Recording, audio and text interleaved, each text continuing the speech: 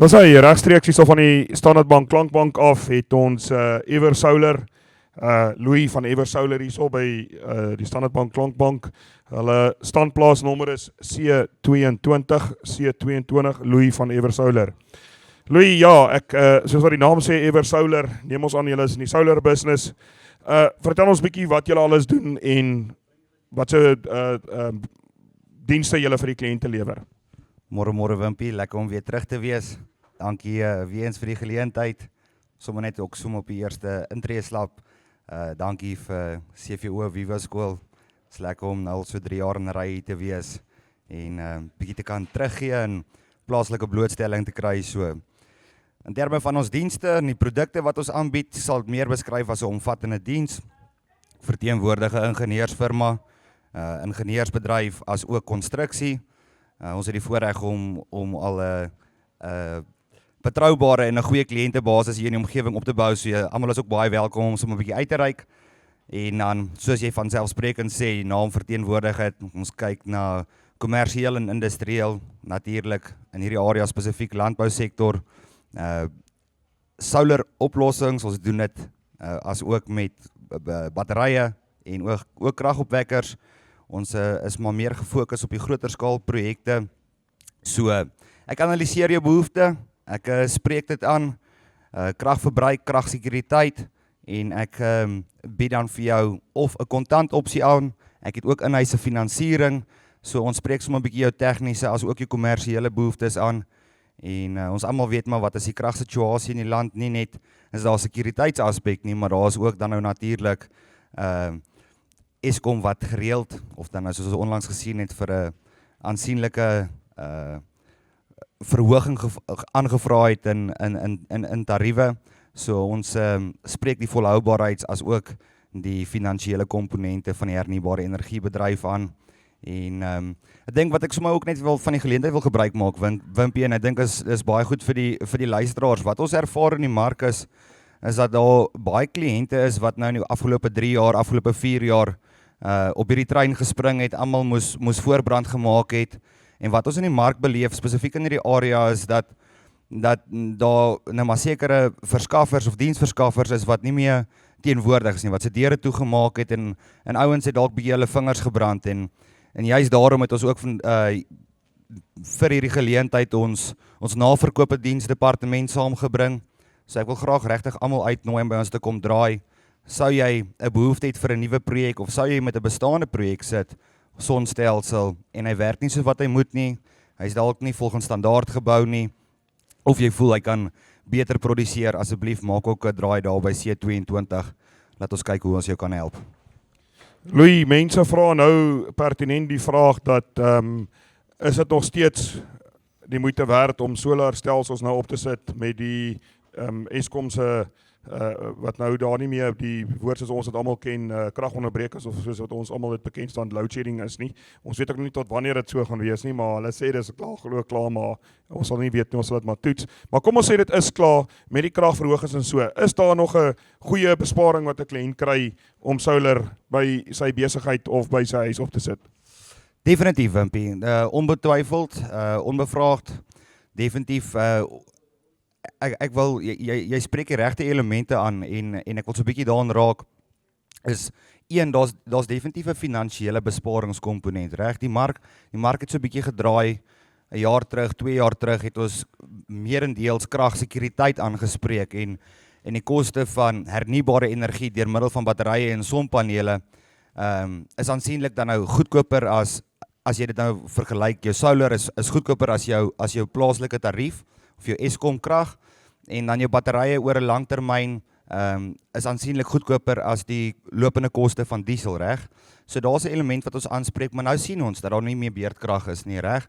So mens moet ook aanpas jou infrastruktuur en jou hardeware bly dieselfde, maar met hierdie stygende tariewe wat ons reeds ervaar oor die afgelope 2 jaar, gesamentlik 33%, Eskom wat nou weer aansoek gedoen het vir 44% verhoging, is dit op die einde van die dag nie net hierdie onafhanklikheidsfaktor wat ons moet aanspreek nie, sekuriteitsfaktor wat ons moet aanspreek nie. Daar's 'n oorhoofse koste element. Jy op die einde van die dag moet of aartappels plant, jy is 'n vervaardiger van 'n sekere produk of diens. Ons as die spesialiste kom in, ons spreekkragbehoefte aan en iets wat ek dalk ook so 'n bietjie kan oor uitbrei en is daar's nie net 'n algemene tariefverhoging nie. Ek dink baie van jou groot landboukliënte sal weet as jy byvoorbeeld op 'n Ruraflex tydsverbruik tariefstruktuur is, het jy jou piek tarief ure en dis dan wanneer krag natuurlik die duurste is, maar die son skyn nie noodwendig al so helder nie. So daar's ook 'n metode om batterye aan te wend om onafhanklik te wees, maar die sommetjie maak kommersieel sin. En dan om dit op te som, om vir jou markverwante pryse te gee, daar is 'n paar veranderlikes wat mense in ag moet neem, maar aan die sonpanele kant kyk jy enigiets na terugbetalingsperiodes tussen 2 en 5 jaar, en as jy dit dan inkorporeer met regte en kommersiële model, sal jy dan 'n batterye ook implementeer, dan kyk jy, kom ons sê nou rule of thumb, kyk jy so tussen 4 en 6 jaar vir 'n terugbetalingsperiode. En dis op 'n 10 jaar model. Jou sonpanele het natuurlik 'n langer lewensduur. Daar is sekere hardeware soos jou inverters en jou batterye wat jy moet gaan vervang na jaar 10. Maar om jou vraag kortliks te beantwoord, daar's definitief meriete om die hernubare energieroete te gaan en is uit en uit vandag 'n kommersiële en 'n finansiële besluit. Ja nee, baie dankie Louis. Sê vir my ook, jy het nou gepraat van ouens wat, as jy die Engelse woord kan gebruik, fly by night was, wat ingekom het toe die mark op sy sterkste was met die load shedding en almal in 'n haas na krag gesoek het en hulle het van elke ou wat beskikbaar was gekry om hulle sonpanele op te sit, en ek weet self van 'n paar boere in die omgewing wat se sonpanele op die huidige stadium nog steeds nie 100% reg werk nie.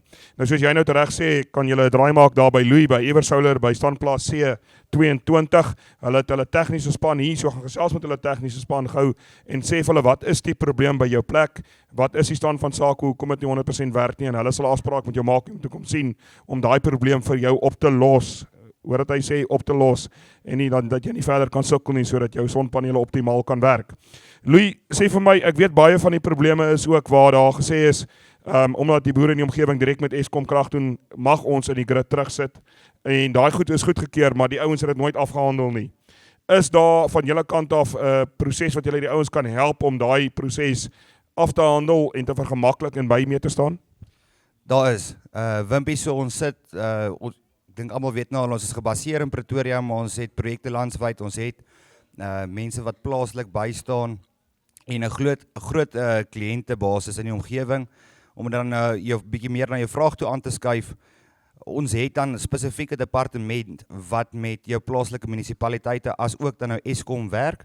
En Eskom het dan verskillende vergoedingsstrukture. Baie mense is bewus van 'n banking model, baie mense is bewus van 'n offsetting model waar ons kyk daarna om verskillende transformators te konsolideer. Ons weet in die landbousektor, jy het nie net 1 of 2 of 3 transformators op die plaas nie, daar's 'n paar veranderlikes om ag te neem en hierdie lynkostes is ook duur. In terme van 'n regulasie oogpunt af en dan nou hierdie vergoedingsstruktuur wat Eskom dan nou aanbied deur middel van in die grid in te stoot. Ons gebruik maar gewoonlik die term, ons stoot terug in die grid en is 'n volksterm, reg? Ek sal graag hieroor wil uitbrei, so ek nooi almal graag om bietjie meer in detail by ons te kom bespreek, by ons stalletjie C22, maar wat ek vir jou wel kan sê is, ons het 'n toegewyde departement wat met Eskom en dan in die nodige munisipaliteite werk. Ons is vertroud met hierdie proses, SSEG prosesse, banking proses, offsetting proses. Ons kan selfs insig gee oor wheeling en vir jou as die kliënt wil ons almal weet, kan partykeer 'n uitdaging wees by Eskom se kantore, so 'n bietjie asof jy binnelandse sake toe gaan. Dit gee ook vir jou grys hare. So kom ek bied vir jou, kom ek doen 'n holistiese ondersoek, stel bietjie ondersoek in wat op jou plaas aangaan, kry die inligting. Ek vermy dan vir jou as kliënt daai prosesse. Ek sal dit dan nou voortsit en jou daar ondersteun en op die rig daarvan kan ek sommer vir jou 'n dienskontrak ook aanbied. Daar het julle dit so van A tot Z. Eversolar, Louis, standplaas C22, A tot Z van Soulers. Al is jy nie nou 'n bestaande kliënt van hulle en 'n kliënt van iemand anders en jy het nie goeie diens daar waar jy nou is nie, of jy sukkel, gaan praat met Eversolar, hulle sal jou probleme ook vir jou oplos. Ek kan ook net bynoem dat Eversolar het ook die skool geborg met 'n sonpaneelstelsel met 'n battery backup stelsel en ons kan self getuig daarvan dat Hulle praat nie net nie, hulle doen en hulle naverkope dienste is uit die boonste raak uit.